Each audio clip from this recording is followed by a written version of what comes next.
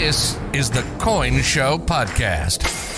The show about coins and coin collecting. And not just any show. This is the #1 coin collecting podcast, going 10 years strong. Here's Matt Dinger and Mike Nodelman on the Coin Show Podcast.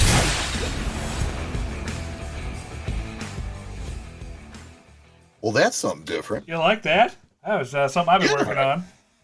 Absolutely. No, I like that a lot. Whew. I don't quite know how to react to it, but... Well, we could just react to it like we always do, you know. What? I'm Mike? And I'm Matt. Yeah, that doesn't really work with that. I don't know. Yeah, okay. Well, Whatever. We'll figure it out. All right, well. And this is the Coin Show.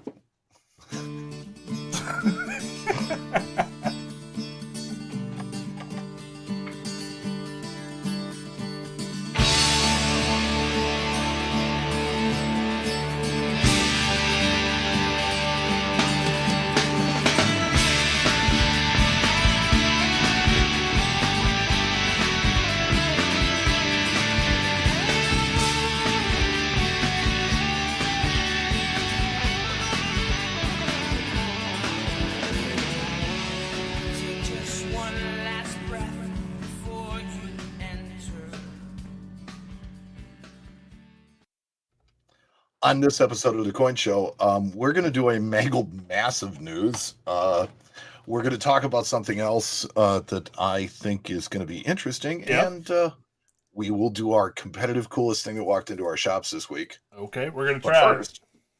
But first, as always, the news.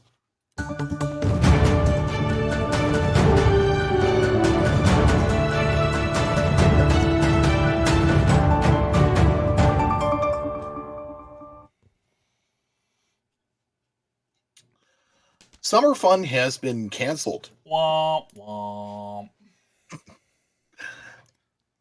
Now, you can insert your own joke here, but literally, the Summer Fun show has been canceled. So the board of directors has announced that although they, quote, are desperately wanting to provide a venue, but the risks far outweigh any potential gain. Yeah, for sure. I mean, I kind of knew this was coming. Sorry. So the president of fun, he has the best title in the entire world. I'm president of fun. Bob Hurst said that the auction consignments have been transferred to the upcoming ANA show in Pittsburgh. Which may or may not happen either. Well, meanwhile, plans for the ANA's World Fair of Money do roll on, though. That's right. And although the world may not be completely back to normal by August, it may be normal enough to have a show if the show is designed around social distancing protocols. It'll be interesting for sure. It's hard to say what's going to happen. Well, we're in uncharted territory, right? For sure. You know, ANA Executive Director Kim Kick says that the ANA is working with the convention center to modify spaces to accommodate both people and safe distancing practices. So, you know, some of the changes are going to include like a larger Boris floor to create more space between the tables, providing written materials and presentations in a virtual format rather than on documents, Right. and providing mask, hand sanitizer, and monitoring the temperature of entrance. Now, you know, personally, I still don't know how you get 1,000 people into a space and not to have them on top of one another. That's Without it being like a parade. right. And that's kind of the problem that I'm running into is, it would have to be basically to get these kind of gatherings to take place. I mean, basically the city that they're in has to basically be off of any kind of restriction because this is going to be a venue of larger than 250 people. So Yes. it's hard to say, and I'm not sure that they're going to get there between now and then. But Well, I mean, my thing is that I applaud the ANA, and I applaud what they're telling us as far as that they're really thinking outside the box. They're trying to do something different. sure, But sure, at the same time, what can you do? right. So, Who knows? right. The East India Company, Bullion Limited, in partnership with the UK territory of St. Helena, have struck a 1-ounce silver coin in honor of the National Health Services heroes. Now, before you recoil in horror, I'm halfway there, but continue. 100% of the profits from the sales of this coin will be donated to NHS Charities Coronavirus Appeal, an organization that has raised almost $142 million during the pandemic thus far. Okay. I'm okay with that. So nobody's making any money on it. It's all going to charity. The coin's design captures the appreciation of millions with a heart-shaped Union Jack and hashtag NHS Heroes across the center and legend love, care, compassion, strength. Yeah, I mean, I like the sentiment behind it, but the coin's kind of boring, if you had to ask me. Huh. I just get the old, for Mike. Well, it's one of those things where I don't. It's one of those things where I don't know. I don't know if it's something that you can really do or not. That's all. I think that the whole the charity thing is a really good element. Sure. But beyond that, I'm just not sure. Yeah, I tend to agree with you. Let's see.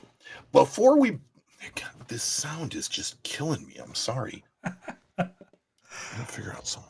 Everybody missed all the fun before the show when we blew everything up. Thank you for bearing with me. Talk to me, Matt. I'm here. I'm sorry, Mike. I blew everything up before the show. All right, but should we should wade back into the water cautiously. I understand that we want to break free. The feeling that you just have to get out. I even understand the illusion that things have improved. Right. Which improvement is a relative term, right? Yeah, 100%. I mean, it's one of those things that we're in uncharted territory. Nobody really knows what's going on. So tough to say. Yeah. So, I was talking about improvement being a relative term, right? So if you were to fall from the Empire State Building, okay, yeah, at some point you would stop accelerating. Yeah, normally when you hit the ground, that's what happens. Well, yeah. I mean, before that, at some point you'll stop accelerating. You'll hit terminal velocity, right? Yeah. But has your situation improved? Well, no, you're still okay. So that's screaming towards the earth at terminal velocity. Virus. It's like everything seems like it's better, but I think we need to. But is it really? We shall discover. Take it really slow, and let's try and see where we go from there. Right, 100% agree with you. Okay. All right, so some well-known people have left us during this pandemic. The latest of which is Annie Glenn. I saw this too. The wife of former Senator and astronaut John Glenn. She died earlier this month of COVID-19 complications. She was 100 years old. Jeez. An Apollo 13 commemorative high-relief silver coin has been issued. Okay. Who's it issued by? Oh, here you go. By the Pobjoy Mint. So gotcha. the coins mark the 50th anniversary of the ill-fated flight. The Pobjoy Mint had to get special permission from NASA to use their meatball logo. Okay. And now, according to the Coin Week story, the image shows the iconic image of the lunar module splashing down. And had that actually happened, that would be really big news. The lunar module did, in fact, return to the Earth with the crew as they used it for a lifeboat on their way home, but it unfortunately could not have withstood the heat of re-entry. So, as usual, it's the command module splashing down, is what I believe the Pobjoy meant when they wrote this story. But I digress. You and your fact checking. Well, here's the thing: it's like if it was Morgan over there at Coin Week, you give him a break. This is the people that minted it. Yeah, no joke. So they should have it right. Yeah. In other outer space coin news, an Apollo 11 flown Silver Robins medallion will be sold in the Heritage Auction Space Exploration Auction on June 5th. Apollo 17. You said Apollo 11. I'm sorry. Did I? Yes, you did. Yes, an Apollo 17 flown Silver Robins medallion will be sold in the Heritage Auction Space Exploration Auction on June 5th. So this one actually went to the moon, huh? Yeah, the medal belonged to Eugene Cernan and was documented to be among his personal effects that he carried with him as he walked on the moon. Cool. So the coin is offered with a signed letter of authentication Cernan, who is a native of the Chicago area, was the last man to walk on the moon. Huh. That's pretty cool. Yeah, it's funny because my aunt lived in Bellwood, which I think is where he's from, Yeah. because they renamed her street Eugene Cernan Drive. Really? True story. True story. True biz. Another heritage auction, the June Heritage Auction, or the June Heritage Signature Auction, will feature a very rare coin. A rare 1907 eagle pattern with a rolled rim is expected to bring 6 figures. Cool. Yeah. So, okay, this is where I run out of news. What a weird coin. Well, and that's the thing. So I was looking at PCGS and what they have, and the rolled edge is actually it's a pattern. It's not really a coin. It came they were striking them with the wire rim. Right. The wire rim was actually lower than some of the devices, so it didn't work at all. The rolled rim worked really well because it protected the devices by being up a little bit further. But let's see, there was another modification that they made to it before they actually released it. My question is, what the heck is coming out of the neck on the Albers there? What is that? I can't get the picture any bigger, but right there on the front, it looks like there's something coming out of the neck of the Native American Liberty there. It's very interesting. Huh? I don't know. Weird. Yeah, I don't know. It's like I said, it to me it looks like it's her hair. It's her hair. I'm talking about the left side, underneath the chin. Left side. Oh, underneath the chin. I'm sorry. Okay, so What the heck is that? Weird. Oh yes, good as mine. I don't know. Look at the picture. Here, let me open it up. Take a look. See.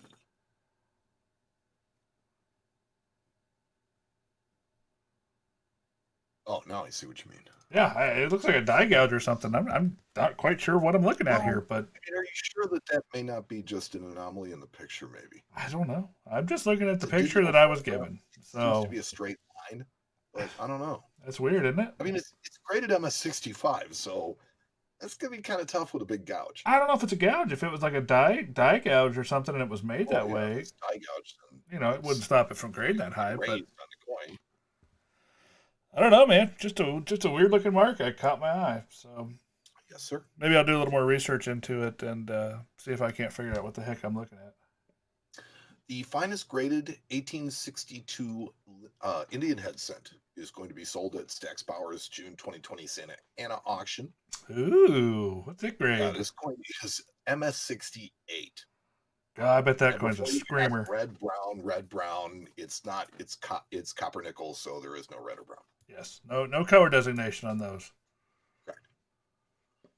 But yeah, MS68. This thing is going to go into some registry set someplace. Jeez, I can just imagine. It is just an absolute stunner. It's a stud. It's a stud coin. It is. Also, stud coins. Historic Browning plate 1823 over 23 over 2 quarter is in Stack's Bowers June 2020 auction. That's cool. That's a coin that was in the original Browning book as a plate coin. So Right. And this is why I think this one is particularly interesting, is because up until probably a very short time ago, I did not realize what a plate coin was. yeah, it's basically a And plate. so I think it's important for people to understand that the plate coins are the ones that they use to picture the coin in the reference. And it's typically the finest known. It's generally the most eye-appealing known. Well, back in the old days, they wouldn't have. They would not have like just regular photos in the book. They would be in the back of the book in what they call a plate, and they would have a number for the different die variety of that coin, but it would only be on like 1 or 2 pages in the very back of the book, and that's what they called the plates, because they would actually lay those coins out, genuine coins, and take pictures of them in a big plate like that. So Yeah, and this coin it's obvious. The 3 over 2 is really obvious. You can see it with the naked eye. for sure, yeah, It's a monster. yeah, cool coin.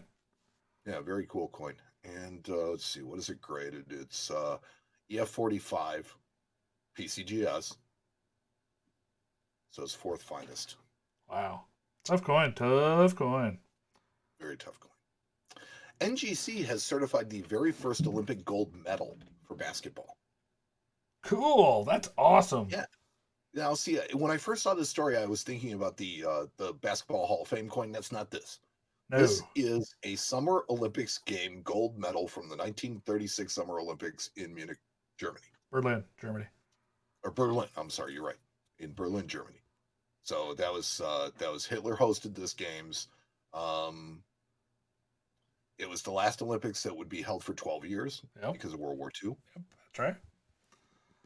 And I mean, the U.S. invented basketball. We won every gold medal up until 1972, I think it was.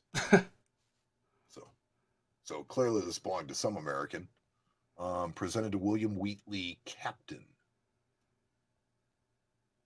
Cool. That's super neat. I like that. James Naismith. Yeah, that's awesome. I really like that. Basketball. Yeah, so I mean, it's a really cool coin. I would think that because it's a metal, the relief is really high. I know that it is not necessarily the case anymore that the gold medals, the silver medals that they get, I don't think the gold medals are gold anymore. I think they're silver and they're gold plated. I'm not even sure this one's gold, to be honest with you, from looking at it. I don't know. And it doesn't say on the holder, of course. Well, it says fine gold medal. But you're right. It doesn't really. Huh. I mean, it doesn't really explain whether or not it is. I mean, I don't think anybody assayed them. Hold on a second. Let me see if I can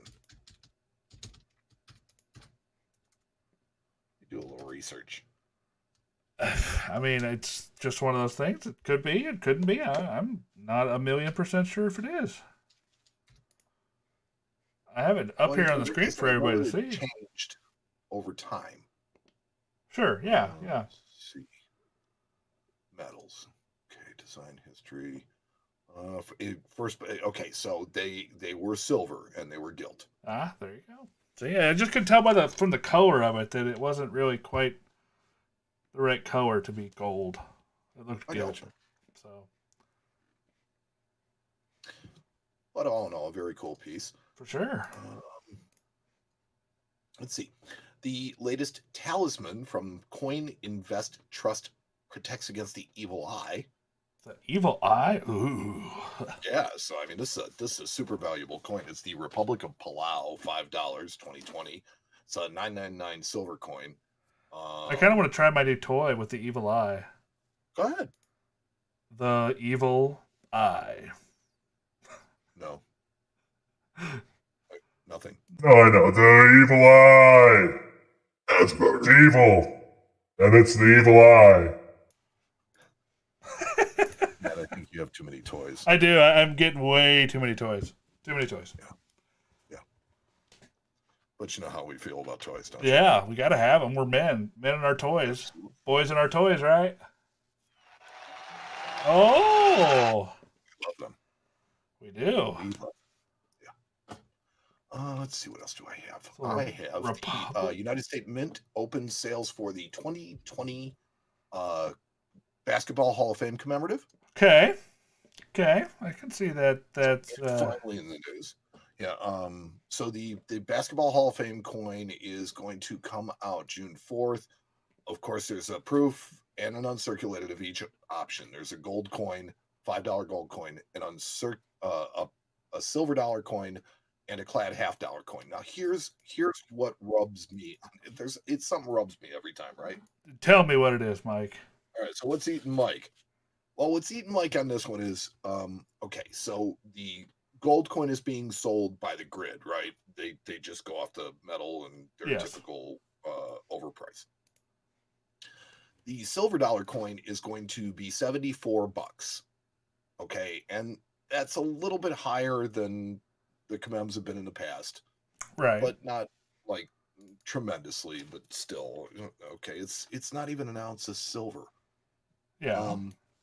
Okay, but here's the rub: the clad $half coin, $42 and $44. Good Lord. What? That's a ton. For what? Yeah, exactly. For what? It's... I mean, are you trying to see how low you can drive the mintage number on that coin? Or you can see, Because I think yeah, they figured out exactly. how to do it. Not the mintage number necessarily, but the sales number. I can just imagine that nobody's going to buy it for that. But who knows? That's insane. I mean, that's just Yeah. an enormous amount of money for a useless coin. Yeah, it's clad. It doesn't have any intrinsic value as far as the metal goes. I mean, it's just a No, clad it's coin. curved. It's not even the first one. Ugh, terrible. Just, so you just buy them and spend them. Buy them and spend them. The banks would love that. Yeah. I'm sure. All right, well, sir, that was the news. Let me see if I have a new bump for the news out. Oh, I didn't do my news sponsor. Oh yeah.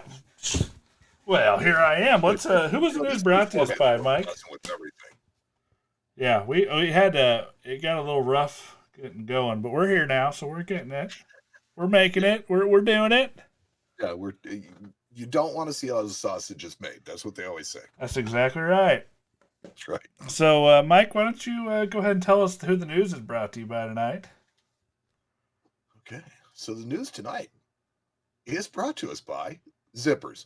Better than buttons since 1893. Zippers. I love it. I love it.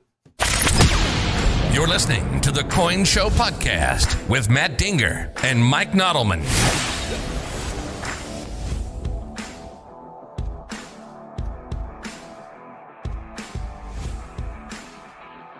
So Matt's got some new toys. We got a little nice music bed in the background. Everything's going, yeah, so I want to go, hey. Live. Man, it has been there's been a lot of stuff going on the last couple weeks as far as the show goes. Yes, there has. A lot of things. So, and of course, all of our new toys we have before the show tonight, one of them decided it didn't want to work because Matt's an idiot and was playing with it and broke everything. So, you know what? You have to play with your toys. That's the whole point of having them. That's right. That's exactly right. If you don't play with them, what's the point of having them? So, that's right. Speaking of new toys, Mike, don't sit around and you didn't get. You don't want to do that. No, I don't want to do that at all. See, here's the thing: is I was talking to my wife about this, and I was like, "Did he realize what he has unleashed on?" Oh, I know exactly what I've unleashed. It's the best part. That's what I'm excited for. Is how you're going to utilize your new toy. Oh, Oh, you're whipping it good. All right, Mike. Well, I have one here for you. So. Hey, Mike. What was the coolest thing that walked into your no. shop? No, we're not ready for that yet. Oh, I'm sorry. Oh, I sent you some materials this week. Oh, yeah, yep, you did. You sure did. Thank you. I was going to use it as the coolest thing. So this is like a secondary coolest thing? Pardon me? This is like a secondary coolest thing? Well, here's the thing: is it's a very cool thing, right? And so the thing that walked in later is cooler, and therefore, from a competition standpoint, might bode better for me. But this was just a cool thing. This is something that you don't see very often. They're not rare. They're not like super, but they're uncommon, and they just don't show up all the time. So let's take a look. Yeah, let's take a look. So what happened to walk in one day was a GSA pack, a soft pack from the mid 1970s. This has it has a quote circulated coin, although I tell you, I looked at the coin, I couldn't find any wear on it. Some of them don't have wear. It didn't quite meet the standards of what they put in the hard packs as uncirculated dollars, and it wasn't Carson City. This was an O-mint. So it didn't meet the criteria for the uncirculated Carson City silver dollar. Right. And what was really neat is that, we have, because Burke's been around for so long, we have paperwork from all this stuff. So my boss walks over to me. He's like, yeah, you want something to talk about on your podcast? And I'm like, sure. And he shows me the order form, which Matt can show you is, so this is what people were looking at when they were trying to order GSA dollars from the mint in the 1970s. And it's kind of a cool thing. It's got a very 70s feel to it with like the wood colored, kind of the brick ready orange color with the Carson City silver dollars and the picture there of the silver dollar. It's I've had a few of these over the years, but they're always interesting to see. Yes, they are interesting to see. You never quite, I mean, it's one of those things where it's like, I would really like to own one, but, it's like they're just a little too pricey for that. So this one, it says there was a card that I had, and this one actually didn't go with it, but I thought it was interesting. It says, this coin has never been placed in circulation by the U.S. government. However, due to its heavy scratches or tarnish, it was called out of the uncirculated category and was offered in a special category at a $15 minimum bid price. And this is for Carson City ones. So that little card goes in the black boxes with the Carson City coins that don't say uncirculated underneath them. Right. Underneath the coin, it just says Carson City silver dollar, and that was for coins that either had tarnish or were heavily bag marked. You actually get a lot of cool, pretty tone coins out of those holders. Yeah, so I mean, they offered these for sale, and it's like an old wanted poster, U.S. government sale. Yeah. Right. And so on it, it says the maximum amount of silver in circulating coins is 40%. Well, yeah, during that period it might have been, Right. but And during this time they were. So I just thought that this was something that was prohibitively cool. yeah, oh yeah, I love that stuff. I'm a weirdo like that. I love old paperwork and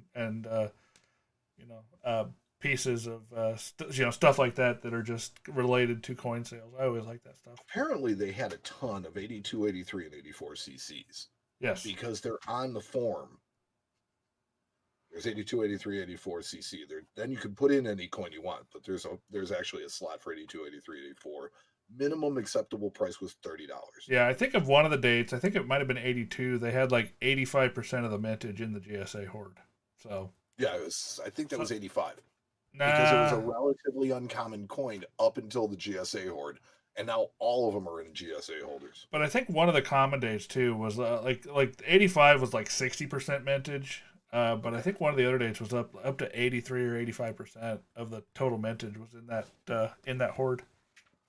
Yeah, and the 030 is another victim of that. It was a coin that was thought to be rare, and it was. Finding an 030 with wear on it, yeah, is actually probably going to bring more money than an uncirculated one right, at this point. For sure. Yeah. So this was just something that came in, and I thought was really cool. I thought that we have a platform here, that we can show people things, and this was very visual, and it was just something I wanted to share. Cool. Well, thanks, man. I really like that. I think that's super cool. I always like showing off stuff like that on the show. So, do we have any listener questions? I haven't even solicited for any yet. So, let me Let's check the mail. You check the email. I'll get in the chat, the live stream chat. And we'll see what we got going on.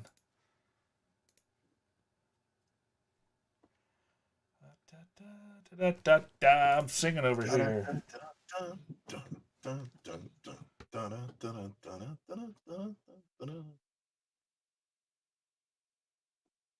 Questions at coinshowradio.com. Question, we do. Hello, I have a question. All right. Sure. I have a question that you guys touched on a show or two ago regarding bullion prices. As of when I'm writing this email, silver spot is $17.52 per ounce. APMEX is selling 2020 silver eagles for $28 to $30, depending on bulk pricing. That's $10 per ounce over the official price. I would not be surprised with $4 or $5, but 10 seems like a lot. Yep. Maple Leafs and Britannias are less, but still like $6 over spot. Pandas are even more than eagles. So my question is this: who is the spot price for? Is APMEX buying eagles from the government for spot and then selling to us? If I want to sell silver, should I use the spot price or the going price? Is the spot price only for buying by the ton or whatever? I collect silver bullion coins and I was going to buy some, but I was stopped by the high price. Maybe they're not high and I'm just confused as to how all this works. Thanks, Mark Sure. Yeah, I mean, we talked about that last episode. It just had to do with the availability of the physical stuff that you could buy. Nobody wanted to, with a lot of places closed, a lot of places under restriction of doing business, it's hard to get that physical right now. Like we're not offering any for sale in my office at the moment. We don't plan on reopening until mid-June. So it's just the the people that have it live that can ship it now can charge what they want for it, and it just seems like the premiums were pretty high at the moment. I would offer this. So the price for silver is determined by the commodities market, right? Right. Okay, so let's understand that the guys on the floor of the commodities market are not sitting there trading bars back and forth. They're trading paper. And they are trading it, and that is what determines the spot price. On rare occasion, you're going to have something impact the silver market that will drop the market price that is unrelated to the bullion. And that's Exactly. what happened in Yep. this case. So what happened was, what happened was, gold, people that had gold contracts sold them or sold silver in order to make the margin call on their gold contracts. Yes. When you start selling things in mass, the price drops. So even in the middle of this panic where gold was going through the roof, silver was dropping because people were selling off contracts. Well, unfortunately, that really didn't impact the supply of physical silver, and now you had a supply chain problem, right, where nothing's moving. Even if you could get it, it's not moving, Right. right? And because of the price drop, everybody has called their bullion dealers and has cleaned them out. So whatever was available went very quickly like that, and it was gone. Now you have a low spot price, and the people that have physical silver own it at like $6 over spot. Yeah. So they have no choice but to either not sell it or sell it for a bigger premium. APMEX did not buy these Silver Eagles at $11. Nobody did. They weren't available. The Mint didn't have them. They Nobody bought was them at selling like 24. Yeah. And that's why they're selling them at 28 to 30. And if you think that a normal $4, $5, $6 swing is correct, if you think about the fact that they probably bought them at 24, now the price makes sense. Yeah. And if you're, and my advice is just be patient. Just be patient right now. Once things are starting to open up, physical becomes more available. The premiums will come back down. It'll get back to where it was, I think, relatively soon. So now here's one of my favorite questions to answer, because you know what my answer on this one is going to be. Bowling. This one comes from B. Horton. B. Horton. B. It's just B. Period. Horton. Okay. Gentlemen, throw that term around loosely. I, like many, have found your show and have been working my way backwards through all the archives. Thanks for the great content and information. You're welcome, sir. Thank you. My question is this. In looking at value charts, there is a huge jump in value from a proof 69 Silver Eagle versus a proof 70 Eagle. How does one know if a proof Eagle is worth grading? Is it just a gamble, or does one really have to have a ton of experience prior to submitting one for grading? My hunch is there must not be many of these around, and it is probably not something I should mess with. But my curiosity got the better of me, and I figured I would ask you too. Also, I can't seem to find a great resource for grading criteria on Silver Eagles in my cursory searching. Any suggestions there? Thanks in advance for any light you could shed on the subject. Welcome to the jungle, B. Yeah, no kidding. Well, okay, so here, first off, my pat answer is this. Are they worth grading? No. Is this a gamble? Yes. Does one really have to have a ton of experience prior to submitting them for grading? Absolutely not. You don't have to know anything to submit them for grading. You just have to submit a whole bunch of them. Yeah. Because there's a percentage of them that are going to come back 69. There's a percentage of them that are come back 70. And there are very, very, very few people in the world that can tell the difference. And they do work for the grading companies. And I have watched them train to learn how to grade these things. And I still don't understand it. So I just don't understand it. It is puzzling to say the very least. But here's the thing to understand: that even though graded bullion seems to have a premium right now, it doesn't mean that it will always be there. Right. And the prevailing wisdom on graded bullion is that it's bullion.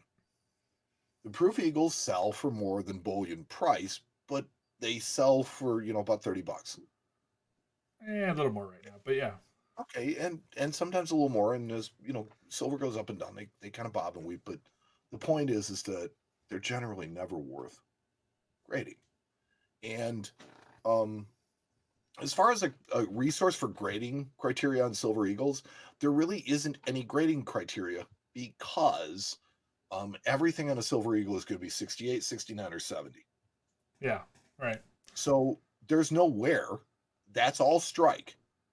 And so all you have to do to figure out the difference between the three of them is just learn to look at details. Really hard to strike parts of detail. Or and find that's what you start to look at, and that's generally how you tell. like breaks in the finish even can make a coin go from a 70 to a 69, and I mean it's really funky. I had a little bitty bit of experience with that, and I knew that I wanted nothing to do with it at all. So It's crazy. yeah, it's nuts, and I don't want. Like I said, I got just a teeny bit of experience with it. I was watching a really advanced dealer train a guy who went on to work at NGC as a grader for modern stuff, and he was showing him how to tell the difference. And I didn't want anything to do with it. So I got a question from YouTube from William Bischoff. He said, "How often do you find yourselves resubmitting coins between PCGS and NGC?"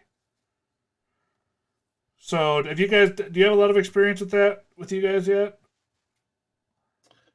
I don't have a ton of experience with submitting or resubmitting coins. I will tell you that that's not my vertical. Right. There is a gentleman that works for us named Mike Prince. He is the one that deals with our graded coins, and he is generally the one that determines whether or not he thinks a coin will upgrade or not. I am the one who sends in the raw coins. Right.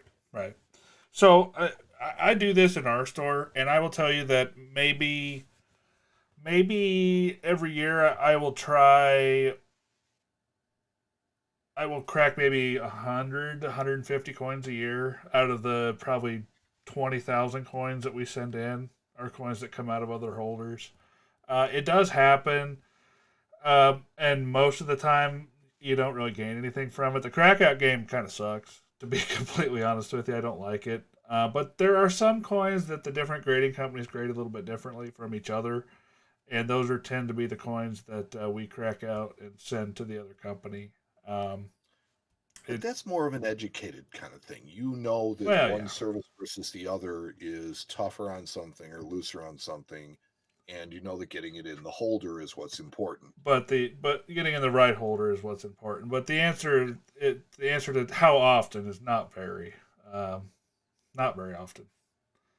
I have another question. I don't think that the grading companies make that many mistakes. And I don't think that, although gradeflation exists, I don't think it's as rampant as people think. I don't think it moves as much as people think. Yeah, I agree with that. I think that most people just don't understand grading to the fine degree that it would take to understand some of the swings.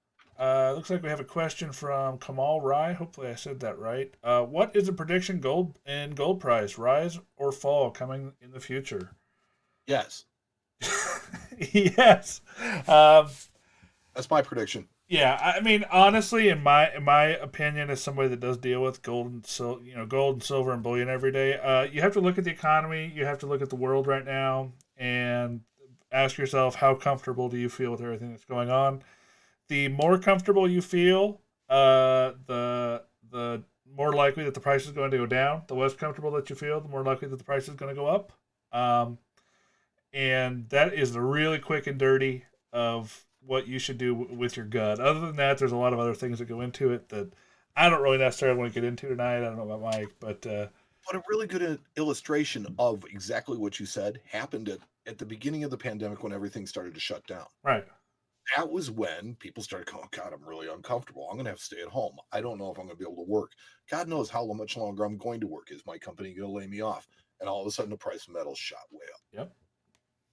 It's just, I mean, that's the quick and simple way to think about it. That's the way I do always think about it. Now, Scott Barman wrote and made me very, very proud because he actually answered a question that I asked our listeners for about what mindless iPhone games they've been playing. Okay, what games has he been playing? And he didn't get it right. He said you asked about it, but it's okay. It's okay. Listening system. Matt asked about mindless iPhone game. I've been playing Brick Out by BitMango. I just like watching little balls fly around knocking out the bricks. There's something satisfying about watching it. That's true. There you go. Yeah, absolutely. I got a couple more questions here. Is that you got any more over there?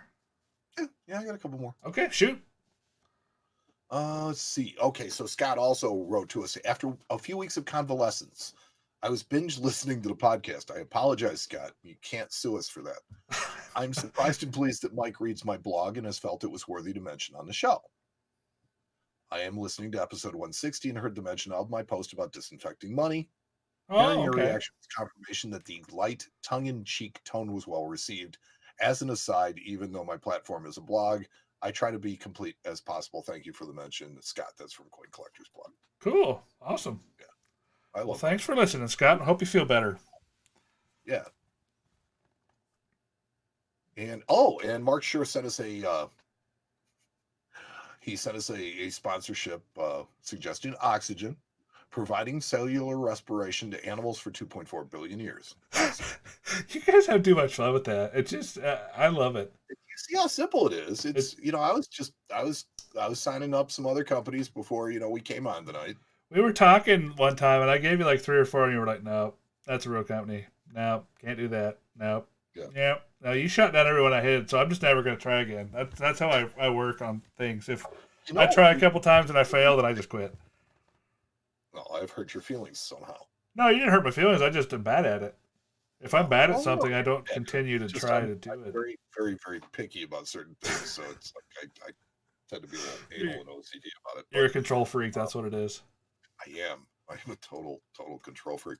So so we were talking with the street signs people. We were talking with cats, deodorant, sidewalks. Cats. I was thinking about the opposable thumbs people were knocking on our door, and I just told them no, they couldn't quite open the door right without them. I don't know. With the opposable thumbs, you actually can. Oh wow! See, I told you I'm bad at this stuff. Let's see here. I got a question from Michael Claude. He asked, do y'all think that the U.S. Mint will produce similar amounts of circulating coinage in 2020, despite what seems to be a drop in commerce using physical currency? I mean, your guess is as good as mine, but if any year had a chance to have a lower mintage of anything, I think this is probably the year. I mean, they've had to shutter operations for a while. I mean, that doesn't tend to slow them down much, but I mean, if any year had as good a chance as any other, I think this is one. How do you feel about that, Mr. Modern Guy? Well, I can tell you that the Mint is still making coins. They're still making them at a ridiculous clip. Right.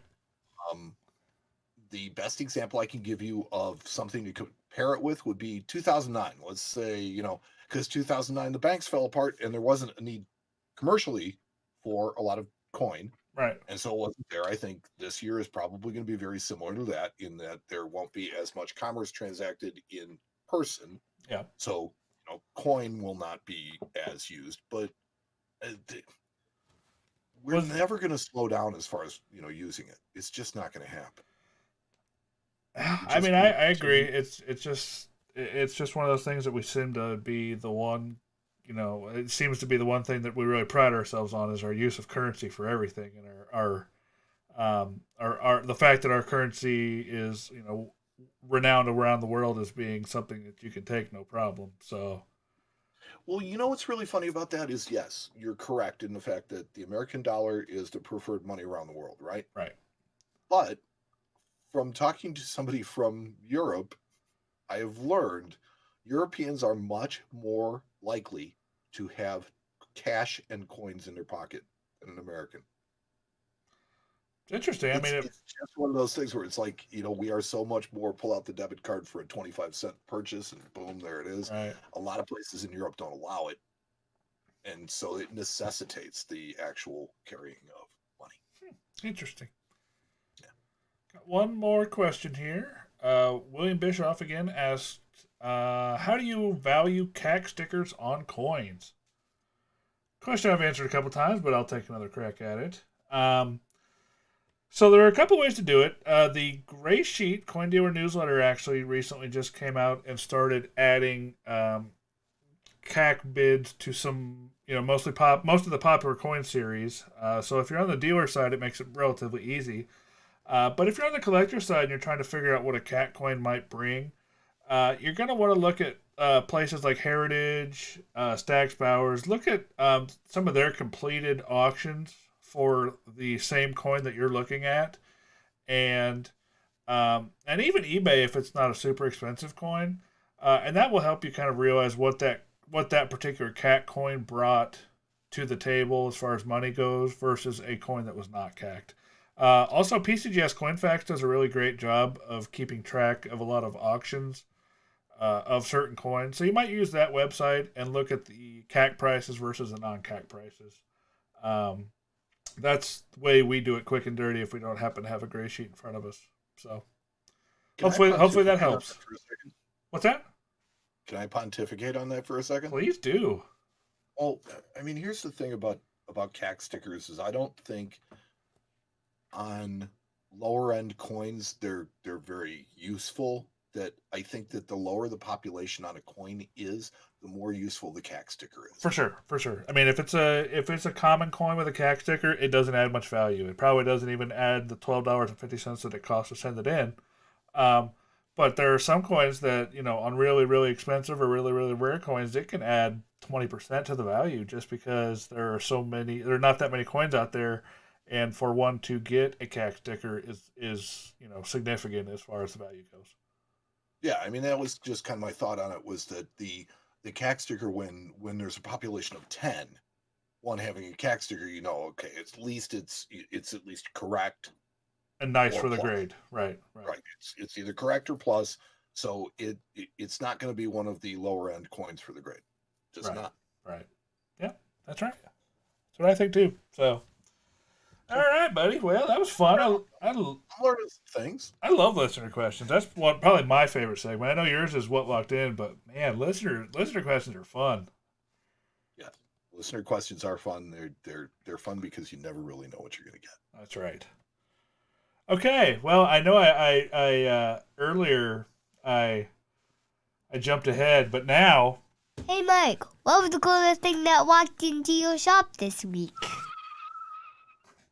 And you know what's really funny? With all of our technical issues earlier, I forgot to put your pictures in. So let me just do that real quick. We're good. And I had to add the ones that you sent me because I could not get any other ones. So.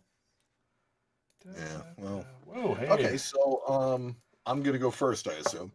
You are, because I am adjusting your pictures as we speak. Okay. Making them look. So let me tell you a little story.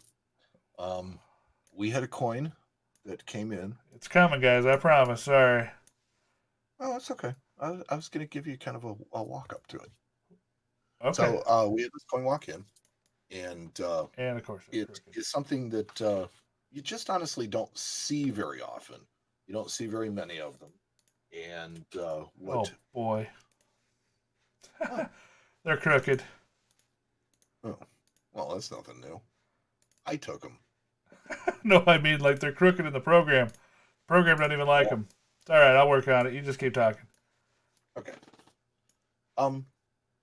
So every once in a while, one of the things that I really appreciate are cameo coins, cameo-proof coins. And the reason why I appreciate it so much is because I understand that it was not, although it was the intention of the minter, that it would be just a couple of coins and then it would kind of go away. So you have this process where they would dip the dies in a pickling brine and they would acid etch them, and then they'd polish the fields, and that would make the fields really nice and shiny, but it would give a frosting to all the devices. And the fact that the mints traded out the dies, without regard to the others, meant that you would end up with one that had a brand new die, and so it would have a cameo obverse, but the reverse was not. Or it would have a brand new die and have a cameo reverse, but the obverse was not. And in the cases where you have a coin that has a cameo obverse and a cameo reverse, those are the rare occasions when you can actually have a coin that grades cameo. Well, an even smaller percentage of those coins grade deep cameo. And when you start talking about coins that are older than, the 1900s, this Right. is where deep cameo coins become exceedingly rare. Still trying to get him in here straight, man. Good Lord. That's okay. So the coolest thing that walked into our shop was in 1883, shield nickel. So they made both the shield nickel and they made the V nickel in 1883. And this one came in at proof 66 cam. Oh, Lord. It's okay. We don't have to have pictures. Oh, we do. They're just sideways. I'm having a rough night. We're all having a rough night. We'll just come back to the show screen. All the way. So anyways, it was an 1883 shield nickel and proof 66 cameo by PCGS. Yeah, it's an 1883. And to be honest with you, looking at the coin, I think that the cameo designation may be a little generous. Looking at this particular coin, the stars are deep cameo. They're ultra cam and they're beautiful. They're Yes. completely strong. They're completely separated like they should be on a proof coin. But the 5 is not quite as frosted. The Legend United States of America, not quite as frosted. Cents, not quite as frosted. The last digit in the date, the 3 in 1883, looks to me to be brilliant. So that's where I think that giving this one a cameo designation, probably a little generous, but just a stunning coin. Yeah, they're really cool when they get cameo to ultra cameo, that old classic stuff. Oh, some of my favorite stuff. It just pops. So that was me. And now that finger. Oh, I like that. That was good. I'll show you what I brought to the party this week. Hit the wrong button. Come on. Yeah. There we go. How am I going to see I'll just tell you all about it. it? So we bought a 1806 $half, pointed 6, no stems, which again, one of my favorite designs. The bust, the early bust coinage with the heraldic eagle reverse. Just one of my favorite designs. The coin's actually really nice too. For a fine, it's got really attractive surfaces. No really detracting marks. The toning is very nice. You can tell it's never been cleaned. Just a kind of an all-around wholesome coin. And these things are actually getting really affordable these days. I was surprised. This coin's like less than $600, which, for stuff that we deal with is not all that much money. Why do you think the price on these is coming down? I don't know. I really don't know. I think that some of it has to do with the desirability of this particular series. It's never been a super popular series just because it actually was so pricey for a while. But, even now, I think that finding a wholesome, collectible condition coin like this is hard because a lot of these early coins were messed with. They were messed with, 50 or 75 or 100 years ago. And they were cleaned or, because that was the thing to do back then. So the fact that this coin escaped that is kind of neat.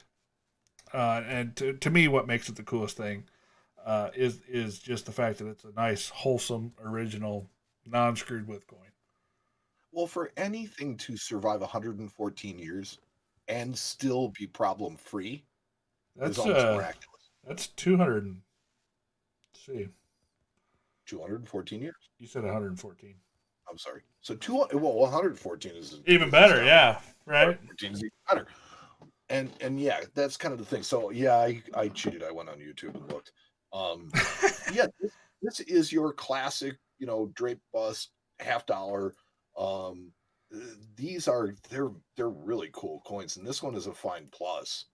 Yeah, it's 15. So yeah, that's why I like it too. It's just the fact that it's a little bit nicer than your average fine.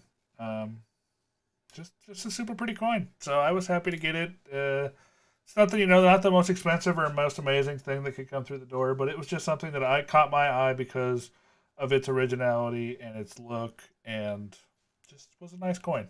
So Now, whenever I see these draped bust coins, yeah, do you know what the first thing I do is? what's that? Start counting stars. Yeah, well, you got to do that too. I think it's cool. I think it was something that shows that, not everything that they set up when they started running this country kind of continued on. They were like, yeah, we're gonna add, we'll add a star, we'll add a stripe, and then we'll add stars to our coinage. And then after 15, they started looking at the flag and they were like, this might get a little unruly, so let's just make it stars.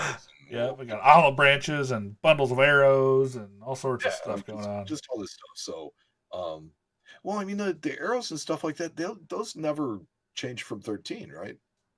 Um, But I know that the stars did, and even the stars on the reverse of these coins at one point did. There are 14 and 15 star reverses. yeah, oh yeah, no, I mean there are definitely some variances in that, but like this particular example is a no stem variety, and it was just made that way on accident. They forgot to put the stem on the olive branch coming out of the eagle's other claw. He ate it. He was hungry. Yeah.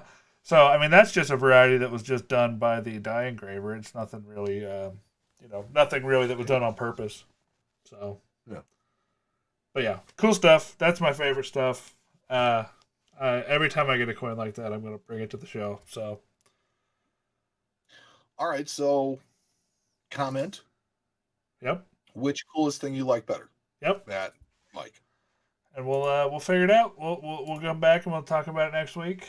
We'll see who won. And then we'll pick our winner. Oh, It'll be, all good. I love that. Mike, Dude, I told love you should have turned me loose with this thing. Oh, I did. And I'm so happy that I did. Yeah. Well, what do you think of Matt? What's that? Oh, I moved them all around, buddy.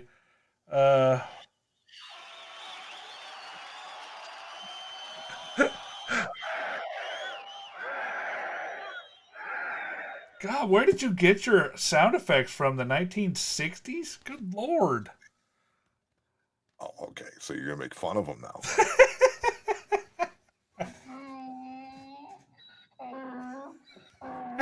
I love it. I love it. I love this. I love this so much. This is making me happy. All right, bro. Well, you got anything else tonight? No, I am wrung out tonight. I know. Well, I can't. You want to play him our last new piece of audio here, buddy? Well, no. Before we do that, how about the idea that I came up with? Go ahead. So, our patrons, we are going to have. When do you want to do it? You want to do it 4th of July? I don't know. Maybe we'll see. It's, all right. it's So possible. coming up in a couple of weeks, we're going to have a what did I call? Oh, it was a happy hour. A virtual happy hour. Virtual happy hour with our listeners. Yep. With us. Basically, kind of like going to Central States, but without the waitresses, slow service. And without the coronavirus either. That too. Well, we'll announce it. We'll just pay attention to the Facebook. Pay attention to, if you're a patron, pay attention to the Patreon page. We'll make an announcement. We're going to have a little virtual hangout. We'll figure out the logistics behind it and let you know. But, you can come video chat with us. Just hang out. Talk to us. Ask us what you want. Have a drink with us. Don't have a drink with us if you don't want to. Doesn't matter. But we're going to hang out. Yeah, have a bottle of water. It doesn't matter. But we're going to hang out and have a good time. Just kind of get to know you guys. Yeah, all that stuff. So if you want to come hang out with us, just pay attention to, like I said, the different social media platforms, and we'll make those announcements as we get a little bit closer and frankly figure out what the heck we're gonna do. But that's usually how we roll, right? You're exactly right. I didn't have it up, but I should have hit I'll it. cut that one. There you go. All right. Well. Then I guess so. The Coin Show tonight has been brought to you because the news wasn't sponsored. So the Coin Show has been brought to you by Zippers. Better than buttons since 1893. Zippers. Love the zippers. Yeah, they're better than buttons. At least according to the Zippers people. All right. Well, then I guess for the Coin Show, I'm Matt. And I'm Mike. And we'll talk to you next time on The Coin Show. You've been listening to The Coin Show Podcast with Matt Dinger and Mike Nodelman. 10 years and going. We hope you've gotten some useful and practical information from this show. And we'll be back soon. But in the meantime, hook up with us on Facebook at facebook.com/CoinShowRadio. There, you'll find our live streams. Plus, the podcast is on all the usual places like iTunes, iHeartRadio, Spotify, and more. For our private group on Facebook, look up Friends of the Coin Show Podcast. Find us on Twitter and Instagram at The Coin Show. And sign up to be one of our patrons at patreon.com/TheCoinShow. If you come in at the $5 a month level, you'll get 2 extra bonus episodes a month. As always, thank you so much for your support. This is The Coin Show Podcast, signing off.